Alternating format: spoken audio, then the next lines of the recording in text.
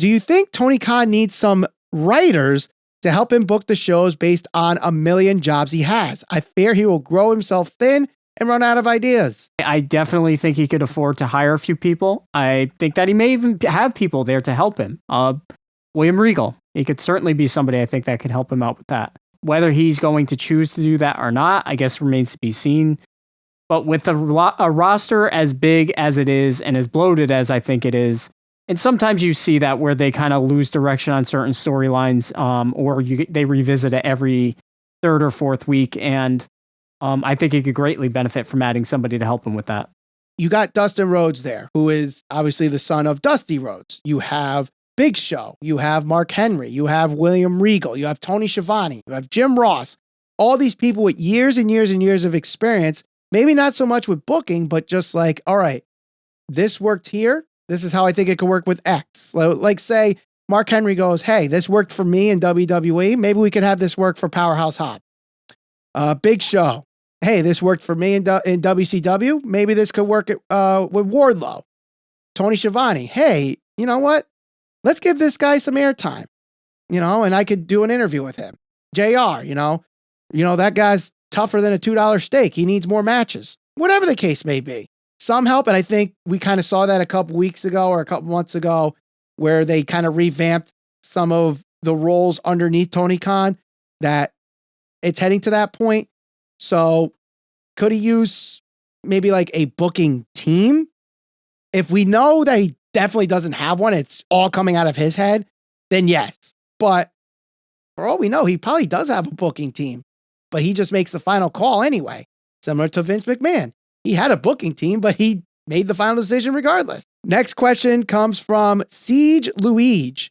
It feels like, to me, anytime AEW puts a title on a babyface that gets over organically, they give them the title. The moment falls flat. For example, Thunder Rosa or the Acclaimed.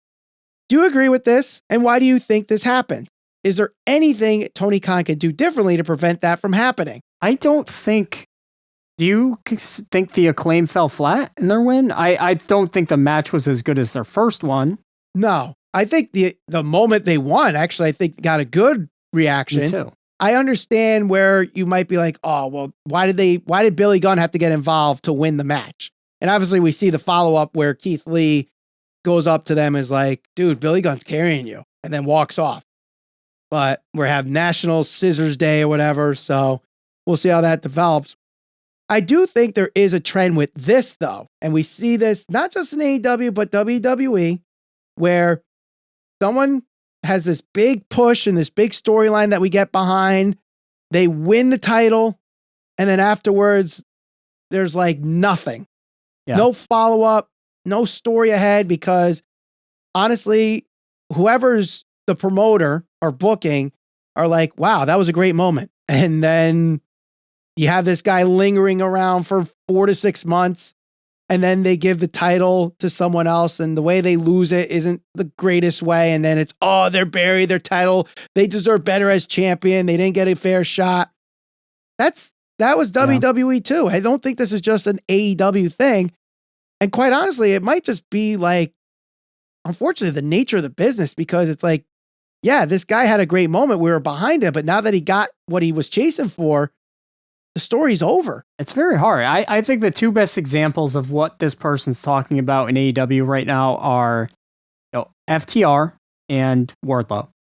And I know FTR is not the tag champions, but they have championships, and they were super over. And Wardlow has a championship, and he was super over. And you would have to look in between a rock and a hard place to find them doing anything meaningful on any show in AEW. Right. And if you're looking at WWE, the big one I think is obvious is Kofi Kingston. We were there at that WrestleMania. Huge moment for him winning the WWE Championship against Daniel Bryan.